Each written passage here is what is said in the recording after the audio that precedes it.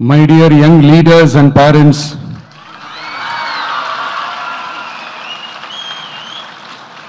என் நெஞ்சில் குடியிருக்கும் உங்க எல்லாருக்கும் என்னுடைய வணக்கம் வணக்கம் வணக்கம் வணக்கம். Yes, young leaders and parents எல்லாரும் எப்படி இருக்கீங்க?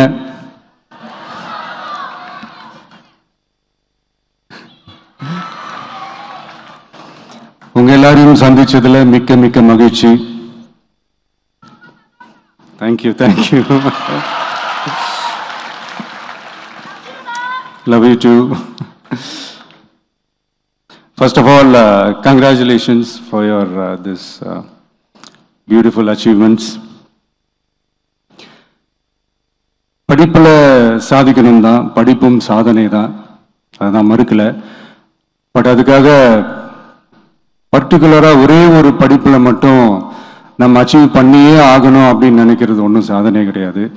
ஒரே விஷயத்தை பத்தி திரும்ப திரும்ப யோசிச்சு உங்க ஆங்ஸைட்டியை ஏத்திக்காதீங்க. அவ்வளோ ஸ்ட்ரெஸ்ஃபுல் ஆக வேண்டிய அவசியம்லாம் ஒண்ணுமே கிடையாது. இது நான் ஏன் சொல்றேன்னா, நீட்டு மட்டும் தான் உலகமா?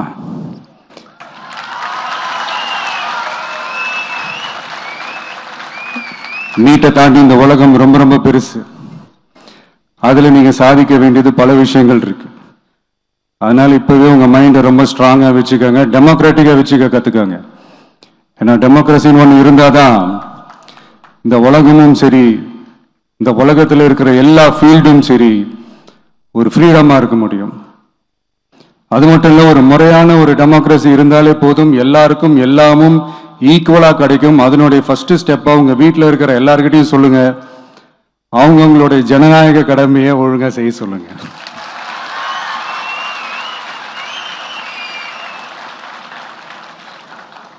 ஜனநாயக கடமையை சரியா செய்யறதுன்னா அது ஒன்றும் பெரிய ஒரு விஷயம்லாம் கிடையாது, சாதாரணமான விஷயம்தான். நல்லவங்க, நம்பிக்கையானவங்க, இதுவரைக்கும் ஊழலே செய்யாதவங்க யாருன்னு பார்த்து தேர்ந்தெடுக்க சொல்லுங்க. அவ்வளவுதான், as simple as that. அதுதான் அந்த கடமை. நான் வந்து ஒரு 2 years பேக் இதே ஸ்டூடெண்ட்ஸ் ஃபங்க்ஷன்ல நான் சொல்லியிருந்தேன், இந்த காசு கொடுத்து ஓட்டு வாங்கி ஜெயிச்சிடலாம்னு நினைக்கிறாங்க இல்லையா, அவங்கள அந்த கல்ச்சரே வந்து யாரும் என்கரேஜ் பண்ணாதீங்க, யாரும் காசு வாங்காதீங்க, உங்க பேரண்ட்ஸ் கிட்டையும் எடுத்து சொல்லுங்கன்னு நான் சொல்லியிருந்தேன். அதை அப்படியே ஃபாலோ பண்ணுங்க. ஆனா நீங்க வேணா பாருங்க, அடுத்த வருஷம் என்ன நடக்க போகுதுன்னு. வண்டி வண்டியா கொண்டாந்து கொட்ட போறாங்க. அது அத்தனையும் உங்க கிட்ட இருந்து கொள்ளையடிச்ச பணம் தான். என்ன பண்ண போறீங்க? என்ன பண்ணணும்னு உங்களுக்கு கரெக்டா தெரியும். அது நான் சொல்லிதான் புரிய வைக்கணும்னு ஒன்றும் அவசியம் இல்லை. அண்ட் மை டியர் பேரண்ட்ஸ், உங்ககிட்ட ஒரு சின்ன ரிக்வெஸ்ட். உங்க குழந்தைங்களோட விஷயத்துல எதுவும் ஃபோர்ஸ் பண்ணாதீங்க, ப்ரெஷர் போடாதீங்க, எதுவும் இம்போஸ் பண்ணாதீங்க. ஃபர்ஸ்ட் ஆஃப் ஆல் அவங்களுக்கு என்ன பிடிச்சிருக்குன்றதை தெரிஞ்சுக்கிட்டு அதுக்கு ஏற்ற மாதிரி வழி நடத்துங்க. நான் டெஃபினட்டா சொல்றேன், எத்தனை தடைகள் வந்தாலும் அவங்கவுங்களுக்கு பிடிச்ச விஷயத்துல, அவங்கவுங்களுக்கு பிடிச்ச துறையில அவங்க கண்டிப்பா சாதிச்சு காட்டுவாங்க.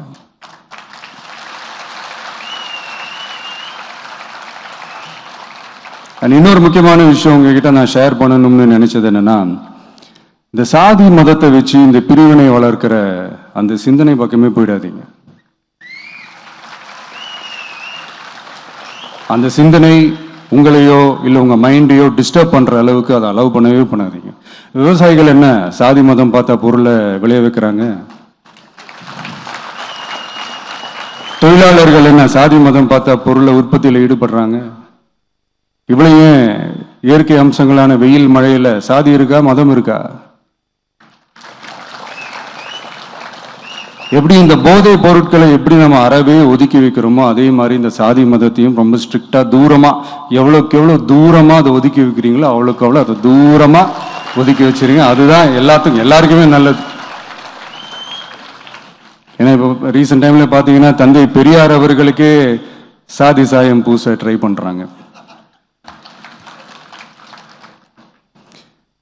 ஒன்றிய சிவில் சர்வீஸ் எக்ஸாம்ல கூட சாதி சாயம் பூசுற மாதிரி ஒரு கேள்வி ஒன்று கேட்டு வச்சிருக்கிறாங்க. இதையெல்லாம் வன்மையாக கண்டிக்கிறோம்.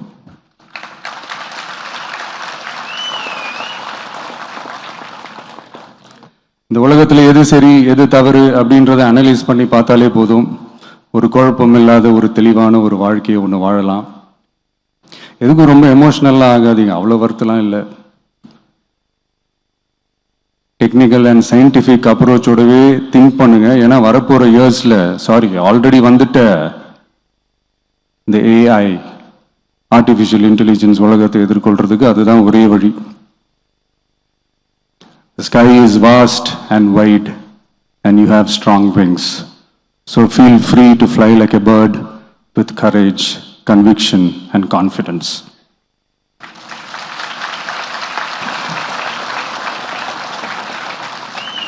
எவ்வளவோ பண்ணிட்டோம், இதை பண்ண மாட்டோமா? எவ்வளவோ பார்த்துட்டோம், இதை பார்க்க மாட்டோமா அப்படின்ற அந்த பாசிட்டிவ் நோட்டோடவே டிராவல் பண்ணுங்க. கான்ஃபிடண்டா இருங்க, நல்லதே நடக்கும், வெற்றி நிச்சயம். மீண்டும் சந்திக்கும் வரை நன்றி, வணக்கம். நான் அடுத்த செட் ஆஃப் ஸ்டூடெண்ட்ஸ் கூட நான் நெக்ஸ்ட் வீக் போல் நான் மீட் பண்ணுறேன். ஸோ அவங்களுக்கும் சேர்த்து இன்றைக்கி நான் பேசினதாகவே இருக்கட்டும். ஏன்னா ஒவ்வொரு வாட்டி இந்த மாதிரி நான் அட்வைஸ் பண்ணிட்டு இருந்தேன்னா நல்லா இருக்காது, உங்களுக்கும் போர் அடிச்சிடும். ஸோ தேங்க்யூ, எல்லோரும் வாங்க மீட்